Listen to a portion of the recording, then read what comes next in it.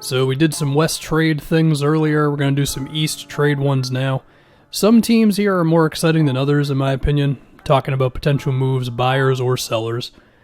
I think Milwaukee is very interesting because they have Ilyasova's $7 million, and it's non-guaranteed next season. And they've got little contracts as well, Robin Lopez and whatever else.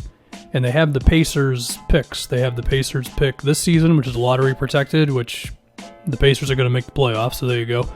And then you've also got a couple of Pacers second rounders. And basically, to me, the most interesting Bucks potential trade guy is Bogdanovich. If the Kings actually wanted to move him, restricted free agency, team's going to get kind of expensive quickly here. There's a lot of reason for the Kings to keep him, but that would be kind of the new Brogdon for the Bucks. If he was not going to be available, I mean, Davis Bertans is the closest thing to last year's Mirotic move.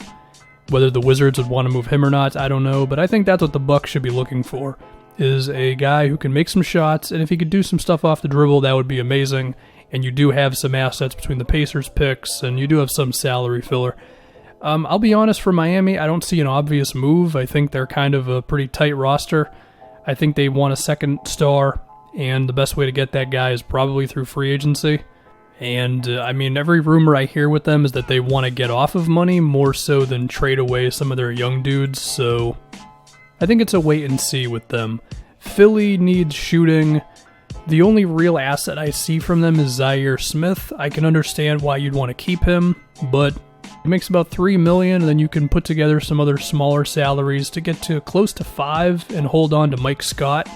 And then that could lead to like a Marco Bellinelli trade. We saw how important he was for them when they traded for him a couple years ago. And then, you know, hopefully you could have a bench of Thibault, Mike Scott, Bellinelli, Korkmaz, just enough dudes who can make shots, because that's what they need. They just need more dudes who can shoot. And yeah, for the Celtics, they need a big, it's been talked about a lot, a big or a shooter. Could they be a potential Bellinelli team? Maybe. I mean, they don't have a lot of salary filler. It's Ojale and Carson Edwards and Grant Williams and Romeo Langford. I'm going to assume they don't want to give up on all of their recent draft picks. And you hope that Carson Edwards can start making some shots because he's supposed to be a shooter. As far as another big, I mean, I feel like it's just going to be a buyout big or like Joakim Noah or somebody who's already a free agent, because there's just not a lot of real salary to trade on the Celtics. They don't have that obvious guy they're not using but also makes a little bit of money. The closest one to that is Enes Kanter. Maybe not. You know, there's a case to be made to keep him or trade him away. For the Raptors, I mean, you know, they could use some sort of a wing who can make some shots and play defense like basically everybody. They also need Marc Gasol to just potentially take a couple weeks off because that dude is tired as hell with all the basketball he played, getting to the finals and then going, I think they won FIBA, right? So that dude's just tired and his offense has suffered as a result. I think his last game was pretty good though, now that I think about it. But, you know, they got some minutes, like it's Chris Boucher is playing a bit of minutes. Maybe there's better options than him out there. They do have Stanley Johnson and Patrick McCaw's salaries. They get to about $7 million, and they do have a lot of their own draft picks for the foreseeable future. So, you know, they have some ammo to make some sort of a move. For the Pacers, I think a lot of it with them is just getting Oladipo back, honestly. Like, I think they've done about as good as they can without him. I mean, they don't have a glaring weakness on the roster, if you ask me. I mean, I don't know. They've done a good job with the Turner Sabonis thing. It could be better, no doubt, but those guys have put in good minutes, so I don't know if there's an obvious move for them besides just hoping Oladipo comes back in a timely manner and is good to go once he returns. For the Nets at number 7th seed, you know, Kyrie is still hurt. Karis LeVert as well, so it is tough to think about what they should be doing because they're missing two of their best players right now. I mean, I've heard a little bit of Kevin Love noise. I don't really agree with it. And as far as tradable contracts, I mean, I think the only guy would probably be Taurean Prince, but maybe they just want to keep him. I mean, his contract is good for the next couple of seasons. The Magic are interesting. We've heard the DeRozan talk. I've mentioned trading Aaron Gordon more times than not this season, whether that's just getting another shooter. Because, I mean, to me, if it's Fultz or a point guard who can make some shots. Fournier, wing, Isaac, Vucevic. I like that team more than with Gordon in there making everything kind of weird, you know? Fournier's contract is interesting. I'm assuming the Magic are going to keep him, but he is technically a trade asset right now, expiring, and he's playing well, but I would hold on to him if I was Orlando. They need all the scoring they can get. For the Pistons, I mean, I feel like they're going to try to get someone because this is just kind of what they are. They want to be good even though they're not that good, and as far as what's out there for them, I don't know, man. I mean, they're definitely not going to trade Luke Kennard. He's been a bright spot for them. And they really should not be giving up any of their own first-round picks.